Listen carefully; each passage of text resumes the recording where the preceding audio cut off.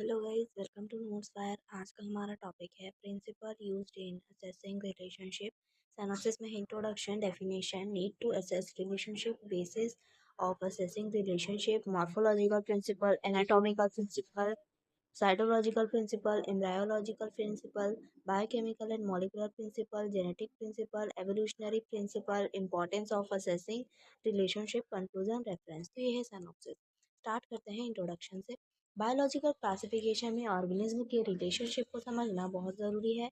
Relationship का मतलब होता है सिमिलैरिटीज और डिफरेंस के आधार पर ऑर्गेनिज्म का आपसी संबंध जानना। इस रिलेशनशिप को समझने के लिए कुछ साइंटिफिक प्रिंसिपल यूज किए जाते हैं। यही प्रिंसिपल्स टैक्सोनॉमी और एवोल्यूशनरी बायोलॉजी की नींव है। डेफिनेशन। लिविंग ऑर्गेनिज्म के बीच जेनेटिक, मॉर्फोलॉजिकल, एनाटॉमिकल, फिजियोलॉजिकल और एवोल्यूशनरी सिमिलैरिटीज के आधार पर उनके संबंधों का निर्धारण करना। नेक्स्ट है need to assess relationship. Organism के बीच रिलेशनशिप जानना क्लासिफिकेशन के लिए ज़रूरी होता है। First, scientific classification. रिलेशनशिप जानने से क्लासिफिकेशन सही बनता है, ऑर्गेनिज्म को प्रॉपर रूप में रखा जा सकता है। Second, understanding evolutionary origin. इससे पता चलता है कि ऑर्गेनिज्म कैसे इवॉल्व हुए हैं, कौन सा ऑर्गेनिज्म किससे रिलेटेड है, ये समझ आता है। Easy identification of organism. Relationship से ऑर्गेनिज्म की पहचान आसान होती है। सिमिलर और डिफरेंट ऑर्गेनिज्म को अलग किया जाता है। Systematic arrangement of biodiversity. Relationship के आधार पर बायोडाइवर्सिटी को ऑर्डर में रखा जाता है। स्टडी और कंजर्वेशन आसान हो जाता है। Basis of assessing relationship. Organism के रिलेशनशिप जानने के लिए अलग अलग बातें देखी जाती है। Morphological character. बॉडी की बाहरी बनावट देखी जाती है। शेप, साइज और स्ट्रक्चर को कंपेयर किया जाता है। Anatomical character. बॉडी की अंदरूनी संरचना देखी जाती है। ऑर्गन और टिश्यू की सिमिलरिटी चेक की जाती है। Cytological character. सेल की स्ट्रक्चर को स्टडी किया जाता है। सेल सिमिलरिटी से रिलेशनशिप पता चलता है। एम्ब्रायोलॉजिकल फीचर्स। एम्ब्रायो के डेवलपमेंट को देखा जाता है। सिमिलर डेवलपमेंट कॉमन ओरिजिन बताता है। Biochemical and molecular character. Protein और डीएनए को कंपेयर किया जाता है। यह मेथड ज़्यादा एक्यूरेट माना जाता है। Genetic information. जीन और डीएनए सीक्वेंसेस देखी जाती है। जेनेटिक सिमिलरिटीज क्लोज रिलेशनशिप दिखाती है। Morphological principal. मॉर्फोलॉजिकल प्रिंसिपल बाहरी बनावट पर बेस्ड होता है। यह प्रिंसिपल ऑर्गेनिज्म की एक्सटर्नल फीचर्स कंपेयर की जाती है। शेप और स्ट्रक्चर के रिलेशनशिप से बताया जाता है। एग्जाम्पल, फ्लावर स्ट्रक्चर के आधार पर प्लांट को क्लासिफाई किया जाता है। लीफ अरेंजमेंट से प्लांट रिलेशनशिप समझा जाता है। यानी कि ये जो एक्सटर्नल फीचर्स होते हैं जो हम आसानी से आंखों से देख सकते हैं, उन्हें हम मॉर्फोलॉजिकल प्रिंसिपल में ऐड करते हैं। ठीक है। नेक्स्ट है एनाटॉमिकल प्रिंसिपल। एनाटॉमिकल प्रिंसिपल में ऑर्गेनिज्म की इंटरनल स्ट्रक्चर के आधार पर रिलेशनशिप बताया जाता है। अगर दो ऑर्गेनिज्म की अंदर की बनावट एक जैसी होती है तो उन्हें क्लोजली रिलेटेड माना जाता है। जाइलम और फ्लोएम जैसे वेस्कुलर टिश्यू का अरेंजमेंट क्लासिफिकेशन में हेल्प करता है। एग्जाम्पल, स्टेम एनाटॉमी के आधार पर डिकोट और मोनोकोट प्लांट्स को अलग किया जाता है। ठीक है।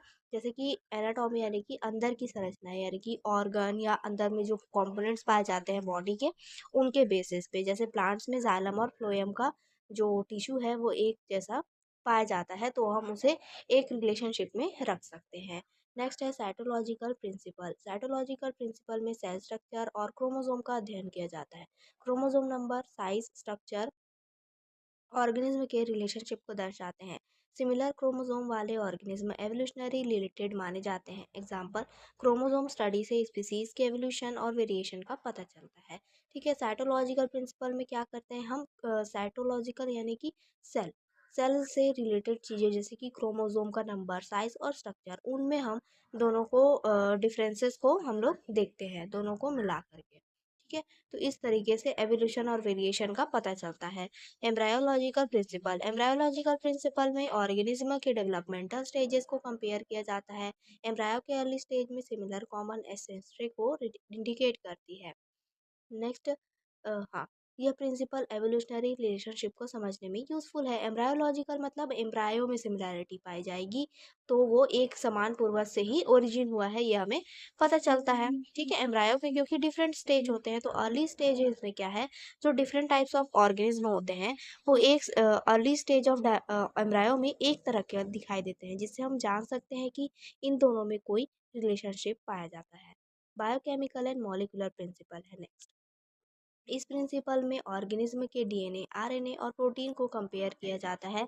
जिन ऑर्गेनिज्म में ये सब्सटेंस ज़्यादा मिलते-जुलते होते हैं, वे ज़्यादा रिलेटेड माने जाते हैं। आज की क्लासिफिकेशन में ये तरीका बहुत इंपॉर्टेंट और एक्यूरेट माना जाता है, ठीक है? मॉलिक्यूलर यानी कि मॉलिक्यूल्स जैसे कि डीएनए, आरएनए और प्रोटीन के जो सीक्वेंसेस होते हैं, उनको हम कंपेयर करके रिलेटेड ऑर्गेनिज्म को ईज़िली डिफरेंशिएट कर सकते हैं, क्लासिफाई कर सकते हैं, ठीक है? जेनेटिक प्रिंसिपल में ऑर्गेनिज्म के जीन को आधार बनाया जाता है। अगर जीन मिलते जुलते हैं तो माना जाता है कि ऑर्गेनिज्म का कॉमन ओरिजिन है। इस प्रिंसिपल से ऑर्गेनिज्म की एवोल्यूशनरी संबंधों को अच्छे से समझा जा सकता है, ठीक है? जेनेटिक में क्या होता है, जीन्स के बेस पे हम इसे आइडेंटिफाई या क्लासिफाई कर सकते हैं ऑर्गेनिज्म को, ठीक है? नेक्स्ट है एवोल्यूशनरी प्रिंसिपल। इस प्रिंसिपल में ऑर्गेनिज्म की एवोल्यूशनरी हिस्ट्री को देखा जाता है। ऑर्गेनिज्म समय के साथ कैसे बदले, इसके आधार पर उनका रिलेशनशिप बताया जाता है। इन रिलेशनशिप को दिखाने के लिए एवोल्यूशनरी ट्री बनाया जाता है, जिसे हम फाइलोजेनेटिक ट्री भी कहते हैं, ठीक है? एवोल्यूशनरी प्रिंसिपल में क्या देखेंगे कि एक ऑर्गेनिज्म टाइम के साथ कैसे अडाप्ट हुए और कैसे एक इन्वायरमेंट से दूसरे इन्वायरमेंट में पहुंचे। तो इस प्रकार से एवोल्यूशनरी प्रिंसिपल के बेसिस पे हम इनको क्लासिफाई कर सकते हैं एवोल्यूशनरी ट्री बना करके भी। नेक्स्ट है इम्पोर्टेंस ऑफ असेसिंग रिलेशनशिप। जीवों के आपसी संबंध जानना बायोलॉजी को सही तरीके से समझने के लिए बहुत ज़रूरी है। साइंटिफिक एंड नेचुरल क्लासिफिकेशन, जीवों के आपसी संबंध जानने से क्लासिफिकेशन सही बनती है। इससे हर ऑर्गेनिज्म को उनके सही ग्रुप में रखा जा सकता है। अंडरस्टैंडिंग एवोल्यूशनरी लीनिएज, रिलेशनशिप से पता चलता है कि जीव पहले के जीवों से कैसे बने, एवोल्यूशन की पूरी कड़ी समझ में आ जाती है। बायोडायवर्सिटी कंजर्वेशन, आपस में जुड़े जीवों की पहचान से उन्हें बचाना ईजी होता है। रेयर और इंडेंजर्ड जीवों की प्रोटेक्शन सही तरीके से कर पाते हैं। Identification of new species, relationship study से न्यू जीवों की पहचान आसानी से हो जाती है। अननोन ऑर्गेनिज्म को सही जगह दी जा सकती है। Use in research and genetic relationship की जानकारी, ठीक है? यानी कि रिसर्च और जेनेटिक रिलेशनशिप की जानकारी रिसर्च और जेनेटिक में काम आती है। नई खोज और सुधार में ये मदद करती है। कंक्लूजन देखेंगे, ऑर्गेनिज्म के बीच रिलेशनशिप एसेस करना टैक्सोनॉमी का सबसे ज़रूरी हिस्सा है। मॉर्फोलॉजी, एनाटॉमी, साइटोलॉजी, जेनेटिक्स और मॉलिक्यूलर स्टडी सभी मिलकर एक साइंटिफिक क्लासिफिकेशन सिस्टम बनाते हैं। इस इन प्रिंसिपल से हम लाइफ की डाइवर्सिटी और यूनिटी दोनों को समझ पाते हैं। ये इसका कंक्लूजन। रेफरेंस में है एनसीईआरटी बायोलॉजी, सिस्टमैटिक बॉटनी, विशिष्टा and Sinha, modern taxonomy books and zoological and botanical survey notes. तो ये था आज का टॉपिक। आई होप आपको समझ में आया होगा। समझ में है तो प्लीज़ लाइक करिए एंड सब्सक्राइब करिए। Thank you.